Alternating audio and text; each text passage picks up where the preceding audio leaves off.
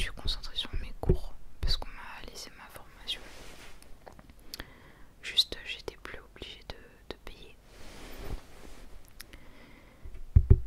Et en fait, j'espère que les tappings sont pas trop forts par rapport à ma voix. Ça fait longtemps que je n'ai pas fait ça. Et du coup, j'ai continué ma formation. Là, j'ai bientôt fini.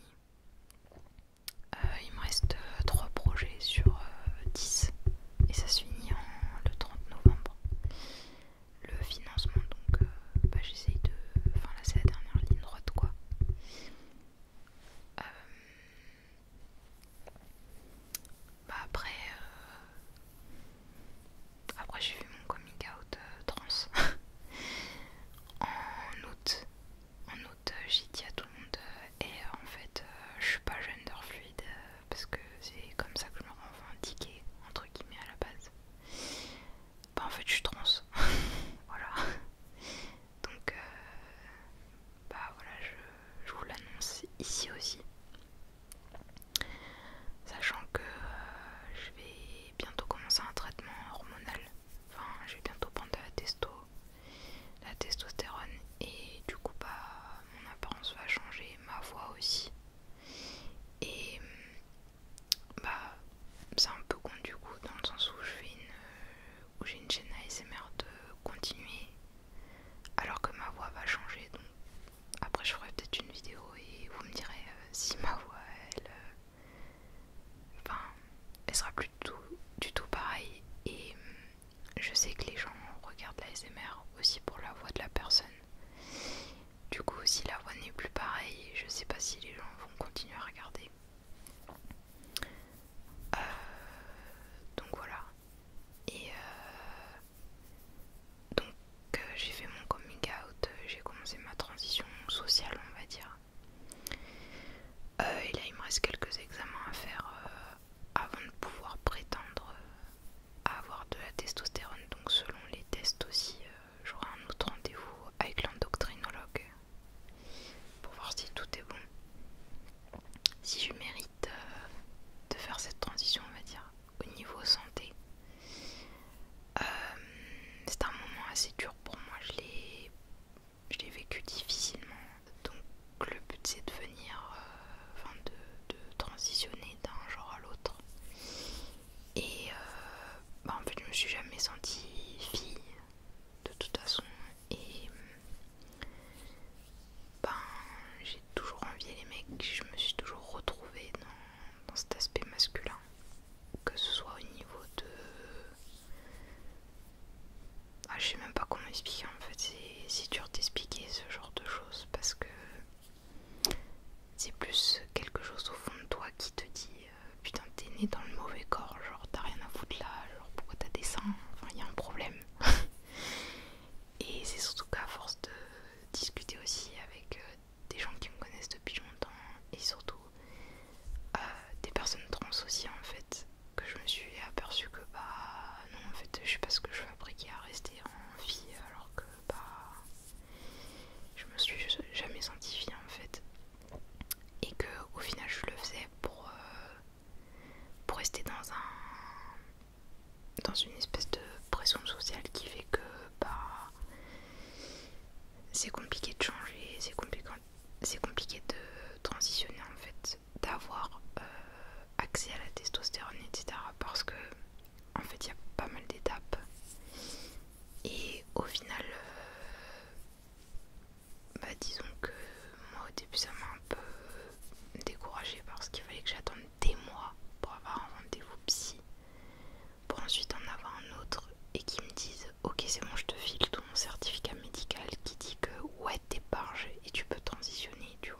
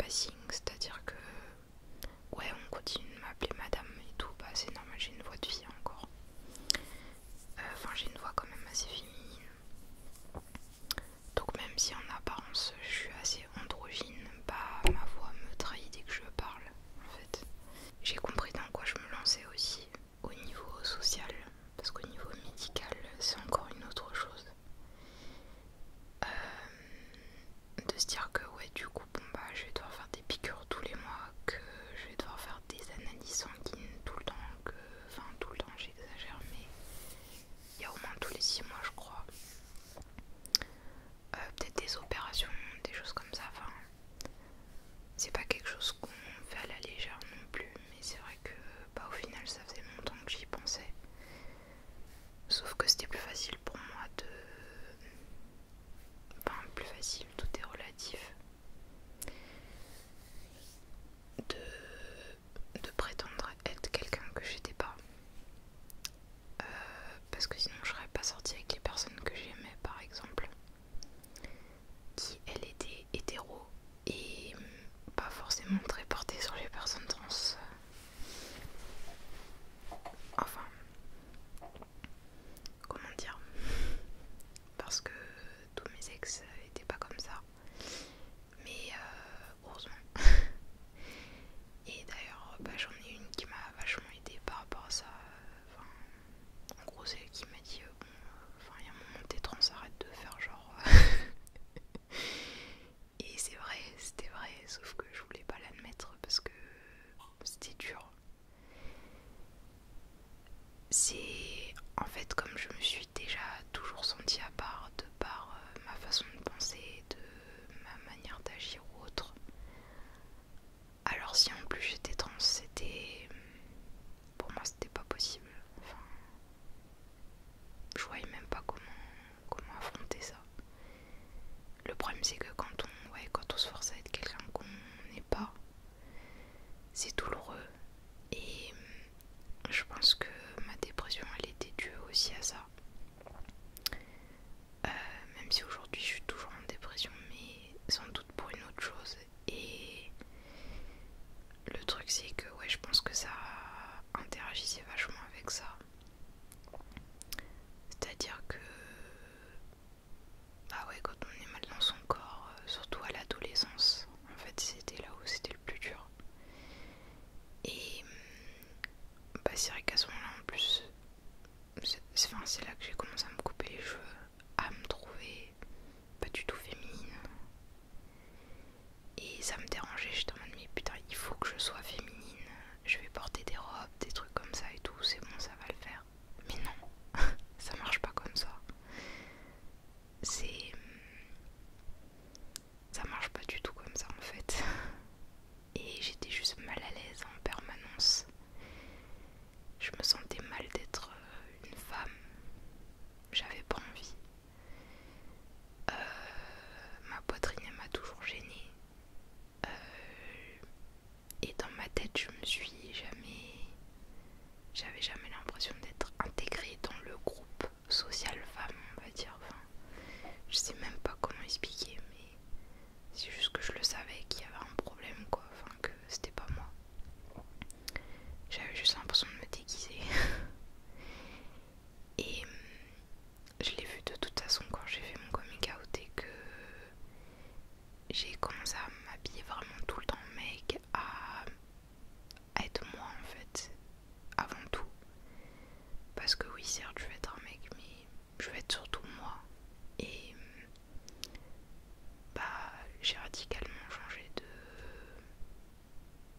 comment je me sentais vis-à-vis des autres. J'avais beaucoup moins peur, je me sentais quand même beaucoup moins timide.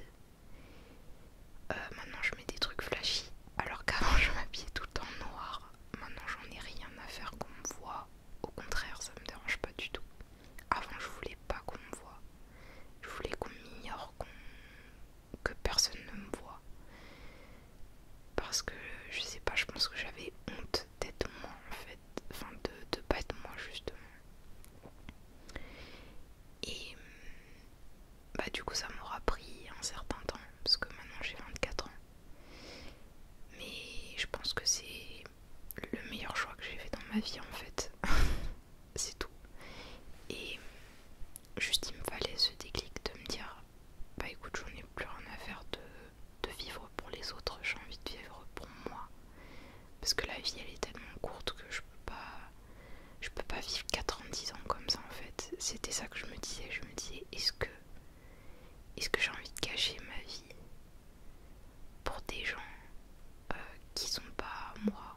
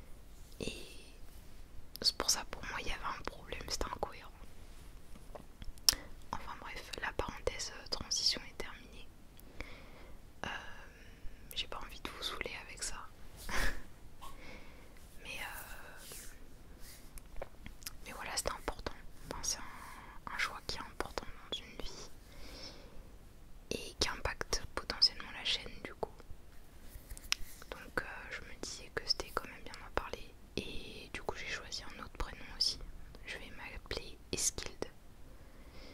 Donc Eskild, Eskild. C'est un prénom norvégien de la série Scam. Je sais pas si vous connaissez, mais c'est une série que j'aime beaucoup. Et il y a un mec qui s'appelle Eskild qui est trop drôle, voilà. Et comme j'aimais beaucoup ce prénom et que je trouvais qu'il m'allait bien, bah j'ai demandé à tout le monde de m'appeler comme ça.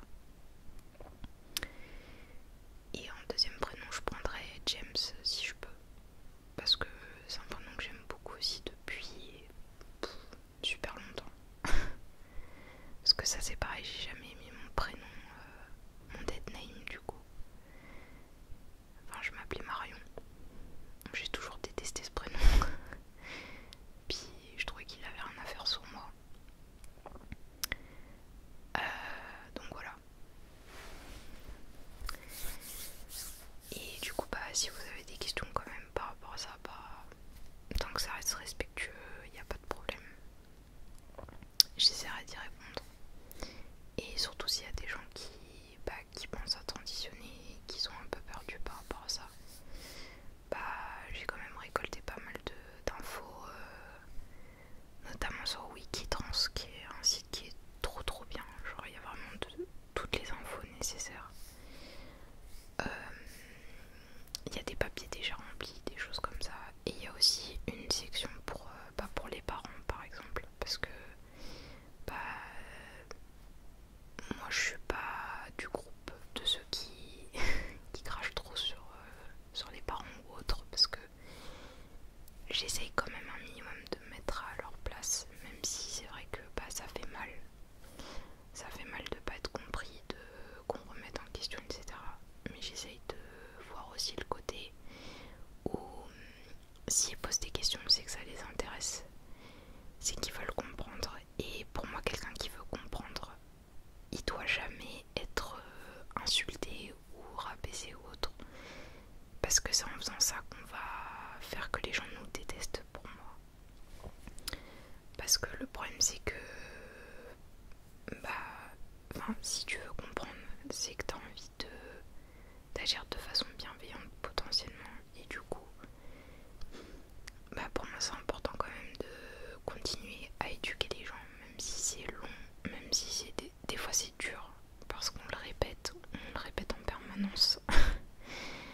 On essaye d'expliquer tout le temps les choses, mais pour moi il faut continuer à le faire, parce que c'est que comme ça qu'on changera les mentalités et qu'on se fera accepter, surtout en tant que personne trans, en tant que personne intersexe, en tant que personne je sais pas, non binaire, à genre, etc. C'est que comme ça en fait. Donc voilà. Mais ça c'est mon avis après. Sinon je suis toujours avec l'entreprise que j'ai avec mes potes. Donc j'espère qu'on va pouvoir mettre l'application et tout, enfin la sortir rapidement, parce que ça fait un an qu'on pense là-dessus. Donc c'est beaucoup de boulot. Et je suis assez fière du parcours qu'on a fait, parce que franchement c'était pas simple. Il y a eu pas mal de... Enfin c'est la vie d'entrepreneur, on va dire. Mais voilà quoi. Mais c'était super intéressant, et puis c'est trop cool de bosser avec ses potes quoi. Du moment qu'on arrive à bien distinguer le côté pro et perso, ça se passe bien, et voilà.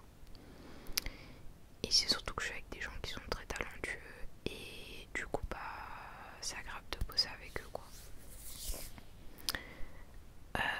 Autre truc cool, j'ai enfin terminé mon premier roman, même deux,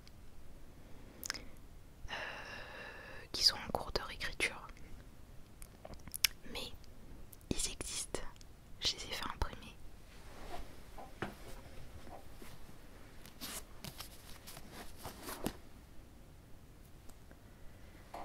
Donc du coup, Blue Story tome 1.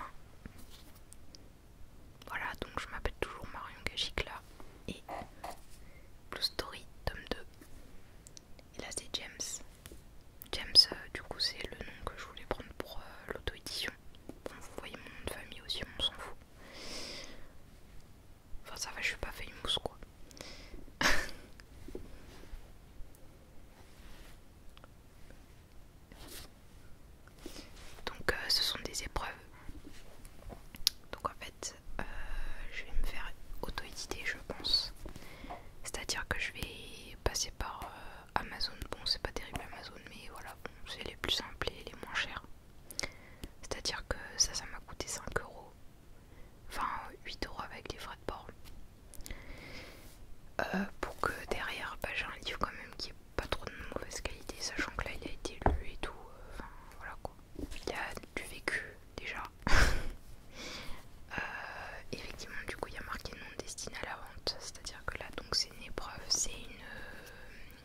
version qu'on imprime avant de vendre, pour s'assurer que la couverture rend bien, que c'est bon au niveau du papier, de tout ce qu'il y a à l'intérieur et tout le toit.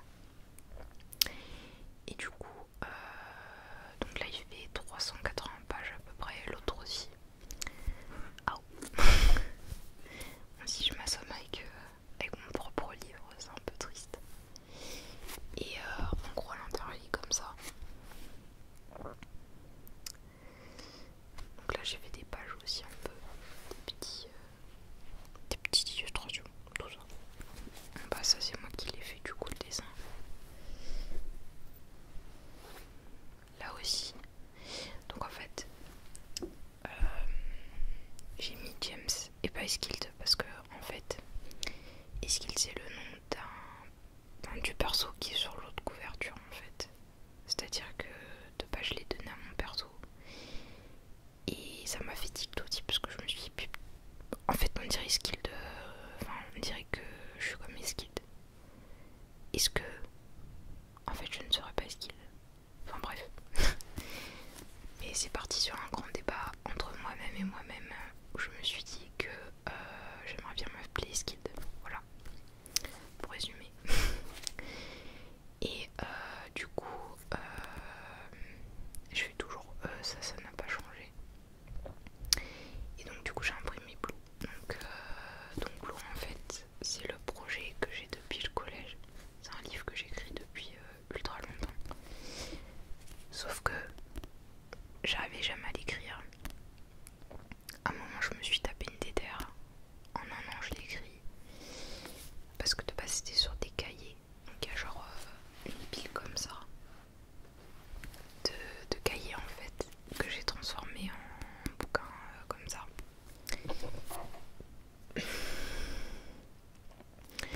Et du coup bah voilà, donc il est fini, il est là. Et là je fais la réécriture. Parce que bah quand on a fini en général il y a plein de trucs à faire. Réécriture, correction, tout ça. Et puis après l'autre édition c'est un peu en gros c'est parce que je sais que mon livre il passera jamais en maison d'édition parce qu'il y a trop de trucs enfin, genre je parle de drogue, de suicide, de mort, etc. Je mettrai un trigger warning sur cette vidéo parce que là voilà. Et en gros enfin bref des trucs un petit peu hardcore et du coup je sais que ça passera jamais parce que en librairie ils préfèrent quand même les trucs un petit peu plus mignons quoi.